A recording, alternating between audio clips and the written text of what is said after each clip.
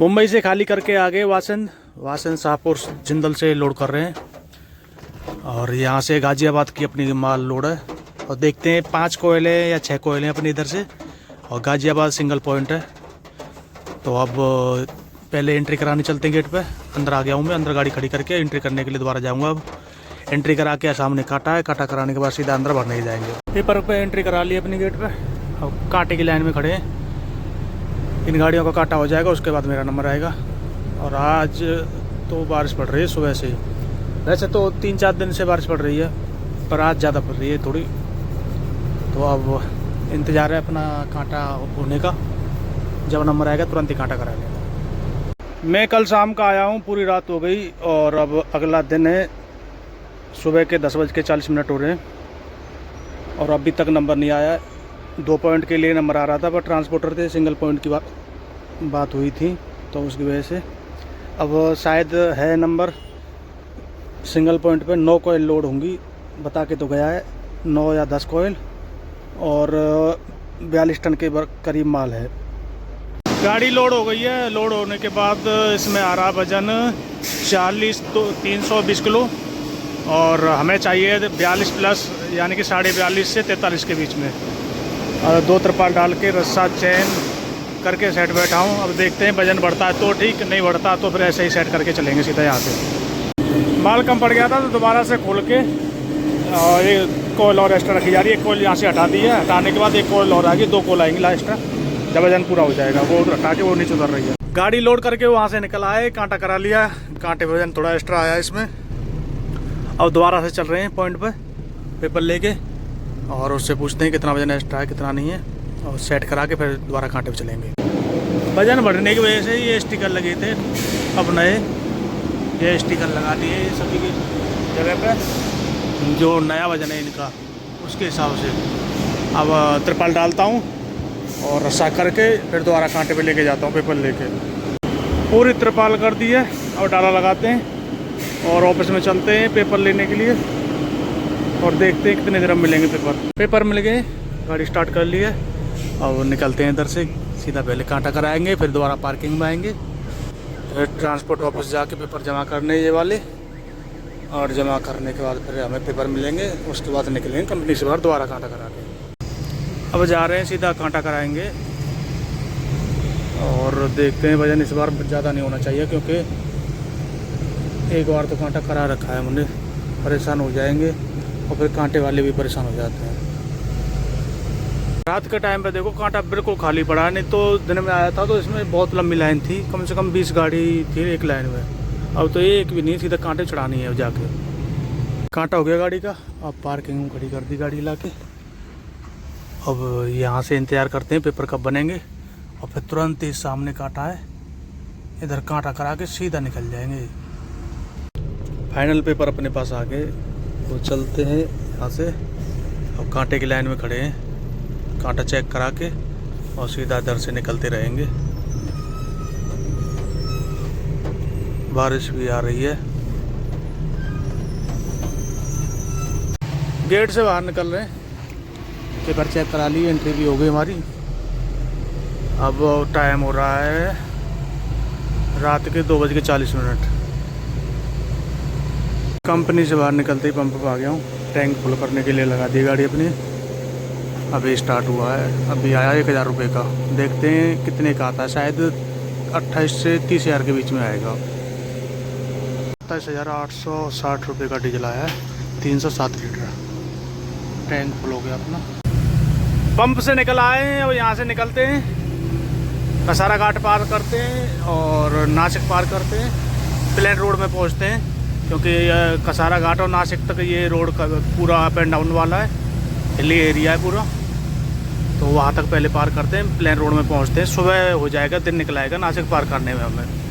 कोहरा आने लगा अभी से, अभी तो 4 बजे हैं और कसारा घाट भी नहीं पहुँचे। कसारा घाट में मिलता है ऐसा कोहरा, पर बारिश ज़्यादा पड़ रही है उसकी वजह से ये कोहरा मिल रहा है। कसारा घाट में थोड़ा ज़्यादा मिलेगा, अब जब यहाँ इतना है तो कसारा घाट में बहुत ज़्यादा मिलेगा। कसारा घाट में आ गए और टाइम हो रहा है 4:50। चलते हैं तो इसमें कम से कम 5 बज जाएगा चढ़ते चढ़ते। क्योंकि ज़्यादा बड़ा गियर लगा नहीं सकते, छोटे गियर में गाड़ी चढ़ेगी और बारिश भी हो रही है, तो धीमे धीमे चलते हैं। अभी तक मैं कम से कम 5 या 6 किलोमीटर चढ़ चुका हूँ कसारा घाट में। और इस घाट में जब से चढ़ा हूँ तब से लेके अब तक बारिश से ही बारिश मिल रही है। देखते हैं, अगर ऐसी बारिश हुई तो कोहरा नहीं मिलेगा, और अगर बारिश बंद होगी तो ऊपर टॉप पे जब चढ़ेंगे, क्लाइंब करेंगे, तब हमें कोहरा मिलेगा बहुत ज़्यादा। तो अभी तो कोहरा नहीं है, अभी तो कोहरा बारिश की वजह से बंद है, पर बारिश बंद हो गई तो फिर कोहरा ही कोहरा मिलेगा इस पर। ये अच्छा है, हमने अच्छी समय में पार कर दिया, ज़्यादा ट्रैफिक नहीं था और जाम से बच गए हम। अब सीधा यहाँ से चढ़ के आगे रेस्ट एरिया, वहाँ पर गाड़ी को रेस्ट देंगे, क्योंकि टेम्परेचर मीटर थोड़ा हाई बोल रहा है और उधर टॉयलेट भी है, तो वहाँ फ्रेश होंगे, फ्रेश होके जब निकलेंगे और फिर सीधा नासिक, अगला स्टॉप नासिक पार करके लेंगे, फिर अपना दिन निकल आएगा नासिक पार करने में ही। बारिश गिर रही है, उसके बावजूद भी यही कोहरा दिख रहा है यहाँ पे, और जैसे ही ऊपर चढ़ते जा रहे हैं उतना ही कोहरा बढ़ता जा रहा है। टॉप पे चले जाएंगे तो बिल्कुल कुछ भी नहीं दिखता 3-4 किलोमीटर। अभी तो हम नीचे चढ़ रहे हैं नीचे से, अब हम शायद टॉप पर आ गए हैं। अब आप कोहरा देख लो कितना है। अब ये 3-4 किलोमीटर और रहेगा, उसके बाद बिल्कुल ख़त्म हो जाएगा। हवा चल रही है उसकी वजह से भी कम है, थोड़ी बारिश पड़ रही है उसकी वजह से कम है, नहीं यहाँ हमेशा कोहरा रहता ही रहता है। रेस्ट एरिया में गाड़ी रोक ली है, यहाँ से फ्रेश होने के बाद सीधा निकलते हैं। अब देखो आप कोहरा, चारों तरफ कोहरा ही कोहरा, देखो इस साइड में यहाँ देखो और इधर भी देखो, ये रहेगा। अभी 2 किलोमीटर आगे हमें घाट से आगे, और 2 किलोमीटर और रहेगा आगे तक, फिर उसके बाद ये पूरा साफ़ हो जाएगा कोहरा। अभी टाइम हो रहा है 5:28। रेस्ट एरिया से निकल आए हम और इगतपुरी में है, ये दोनों साइड पे इगतपुरी की मार्केट है। इगतपुरी को पार करके नासिक की तरफ चलते हैं। नासिक यहाँ से 50 किलोमीटर है, तो शायद नासिक तक पहुँच पाएंगे, तब तक हमारा दिन निकल आएगा।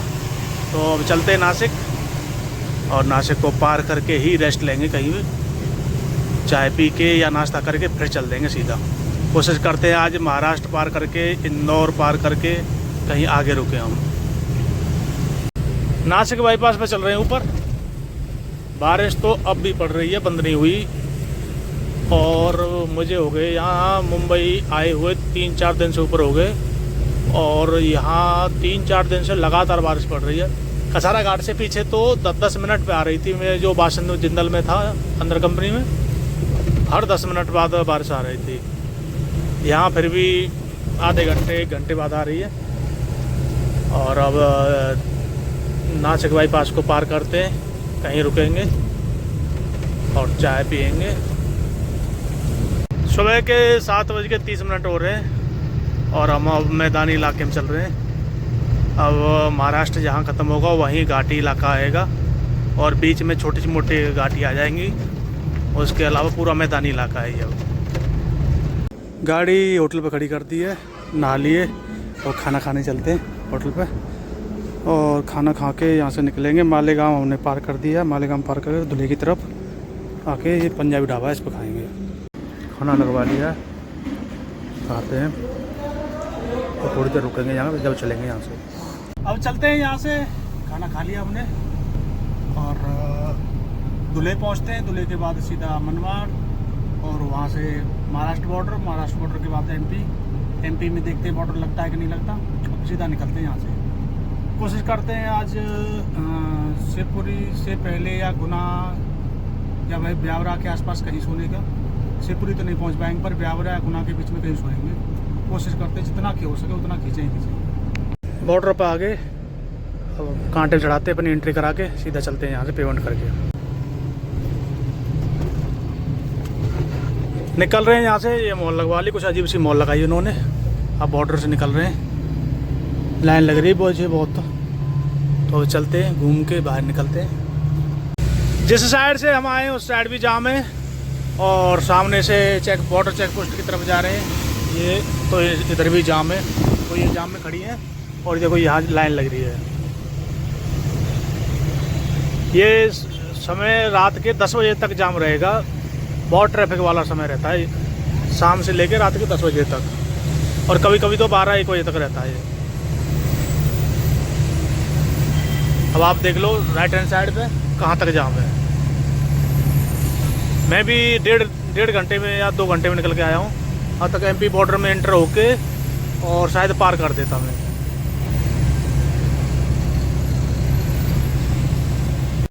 थोड़ी आगे से महाराष्ट्र ख़त्म हो जाएगा, अब घाट आने वाला है। ये पहाड़ों पे घाट स्टार्ट हो जाएगा यहाँ से।